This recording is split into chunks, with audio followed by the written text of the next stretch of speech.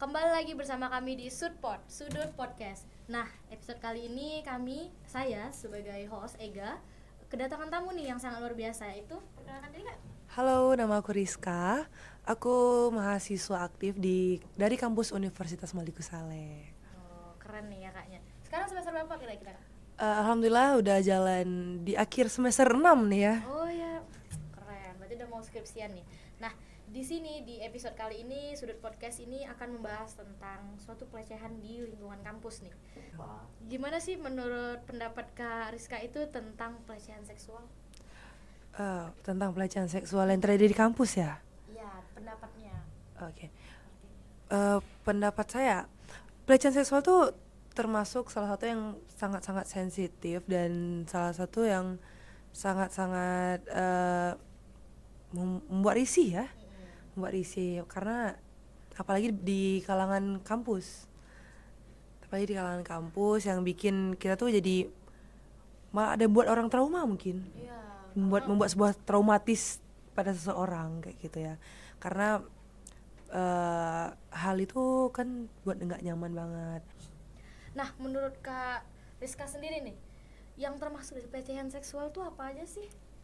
Sebenarnya hal-hal yang sangat sederhana sih, kayak karena kan pelecehan seksual itu sendiri nggak cuman tadi yang nyentuh-nyentuh ataupun kayak yang memang melakukan hal yang tidak senonoh ya. Pelecehan seksual itu dari catcalling aja tuh, catcalling itu ya termasuk pelecehan seksual. Apalagi sampai mengomentari bentuk lekuk tubuh seseorang, itu termasuk pelecehan seksual. Contohnya gimana sih Kak? Kalau boleh tahu, apalagi di lingkungan kampus nih contohnya. Oke, iya. Kalau contoh nih, sesama teman aja ya. Kalau andai kata si teman ini nggak setuju dengan apa pendapat temannya, kayak misalnya dia bilang makin gede ya, ataupun kayak bodymu makin bagus ya, itu udah termasuk pelecehan seksual tuh, karena kan nggak semua orang senang dengan hal tersebut gitu. Apalagi kita sebagai cewek itu risih sebenarnya kalau di komentar fisik nih. Benar, gitu ya, kan? benar. Apalagi kerap ada orang yang insecure jadinya, jadi yang nggak pede, ataupun ada juga yang menimbulkan trauma yang besar ya gara-gara hal itu gitu. Nah, Jadi terus gimana tuh? Ada nggak dari Kak Cika sendiri, kan ini kuliah nih, contoh yang dari kampusnya sendiri gitu, yang pernah kakak tahu tentang pelecehan seksual gitu? tahun berapa ya itu, tahun lalu apa, tahun 2022 deh kayaknya, sempat heboh tentang oknum pengajar atau Iya. dosen ya, yang memang melakukan pelecehan seksual, yang Dalam mana bentuk apa tuh Kak? dalam bentuk gambar deh kalau nggak salah ya, waktu itu bentuk gambar, dan dilaporkan langsung oleh mahasiswanya. Sampai si oknum dosennya ini dipanggil ke fakultas deh kalau nggak salah. Itu tuh pernah terjadi ya, tapi bukan dari kelas saya ya. Menurut kakak sendiri tuh gimana sih cara mahasiswa melaporkan kasus pelecehan tersebut? Kalau setahu aku ada ini sih, ada memang unit melaporkan pelecehan seksual. Apa ya nama unitnya? Aku lupa lagi nama unitnya apa.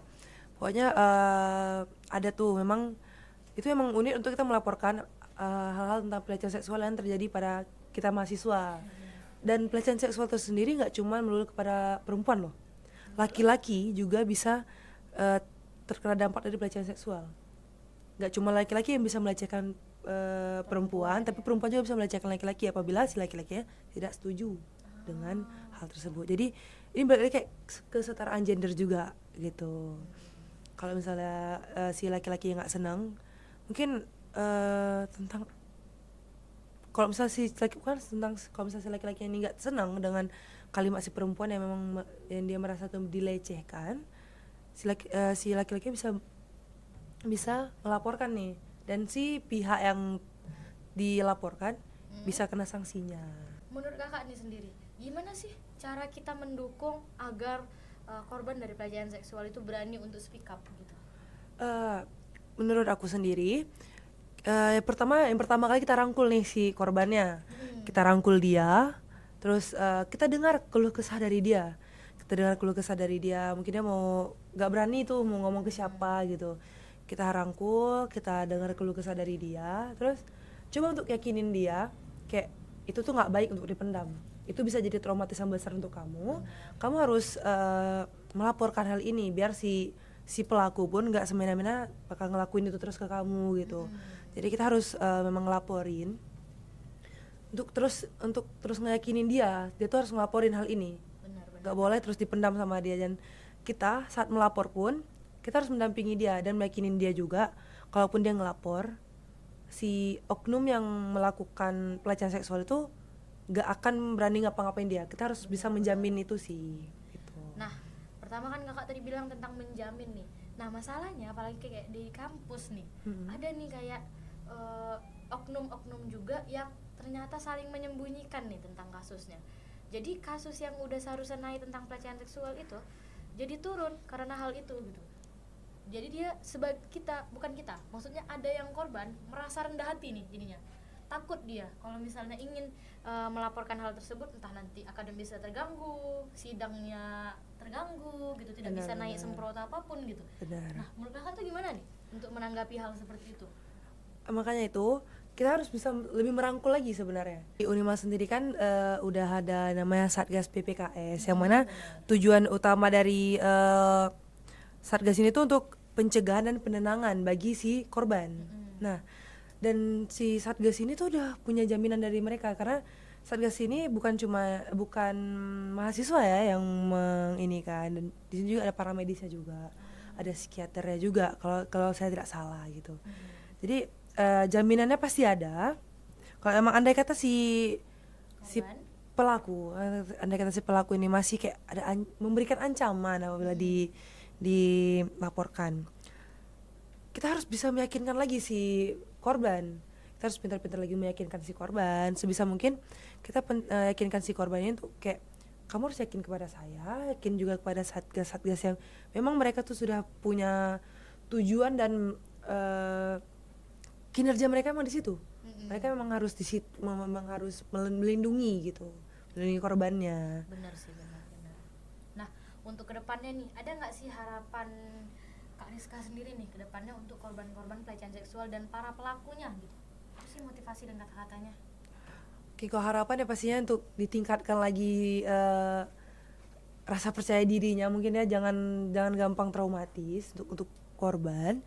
Dan kalau bisa orang yang melakukan pelecehan seksual tersebut ditegaskan oleh orang ini sendiri, oleh si korban. Jangan dengan segampang itu dia bisa untuk kayak merasa dilecehkan. Kalau emang dilecehkan, ditegesin lagi biar si korban pun merasa si pelaku pun merasa kayak, duh nggak bisa sembarangan nih sama nih anak kayak gitu. Jadi kayak nggak cuman jadi korban terus, kita juga bisa melawan kok.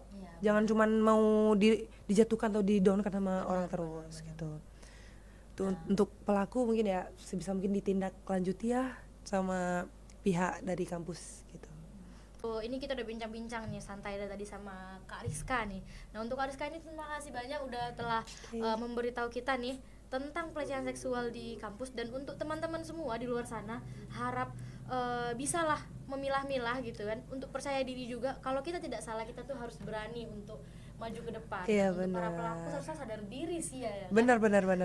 Jangan sampai ditindaklanjuti oleh pihak-pihak yang wajib. Jangan sementang punya kuasa yang lebih tinggi berani menindas gitu ya. Nanti kan podcast kami selanjutnya. Assalamualaikum warahmatullahi wabarakatuh. Dadah.